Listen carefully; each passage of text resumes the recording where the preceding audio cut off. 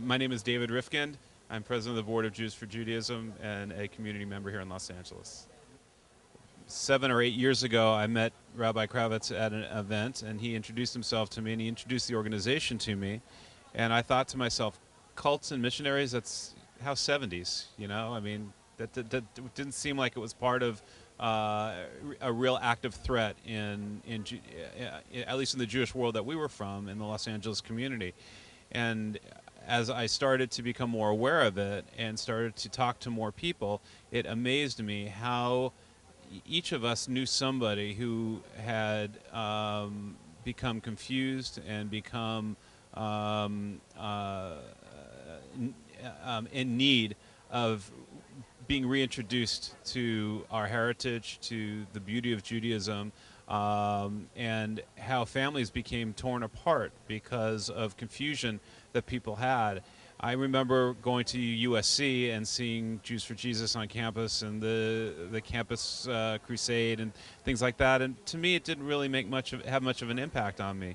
But when I learned that there were hundreds and hundreds of college students and others who are vulnerable to becoming confused, and that we were losing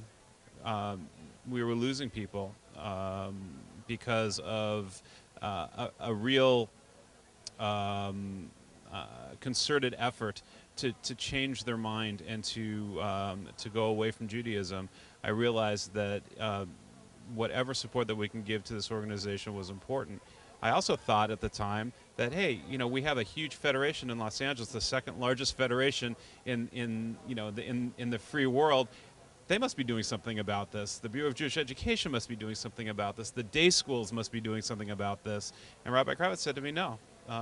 There are probably 50 organizations in Southern California that are targeting Jews for conversion, and there's no organized voice to combat this except for this wonderful but very small organization called Jews for Judaism, rather than just reactively. A lot of the calls that come into the organization are people in crisis, and the organization knows very well there's very specific skills in dealing, I've learned, in dealing with people in crisis. But what we're now trying to do strategically is, how do we inspire, how do we inoculate our community against this organized message? And you know, the goal would be that this organization doesn't need to exist anymore because people are not affected by it. And it's amazing how going to the website is a great opportunity, because I was confused. Even the name Jews for Judaism was confusing to me. I went to the website and I started to see not things from the 70s and isolated campus types incidences, but I saw that it is very much in the vernacular of these organizations to put out confusing messages that target Jews for conversion, and it's out there all of the time. Once I became aware of it, I saw how serious this was, and I was shocked that there was not more of a organized response from our community. Well, my name is Julie Bram, and I actually serve on the Jews for Judaism Executive Board.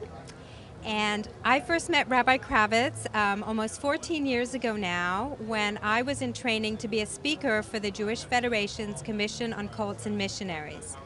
As part of that training, I got to take a course with Rabbi Kravitz on the danger of missionaries recruiting our Jewish students and people. And as a result of that, I learned that it really is a problem and that we need to take care of it. And Rabbi Kravitz is one of the only people in the world actually doing that.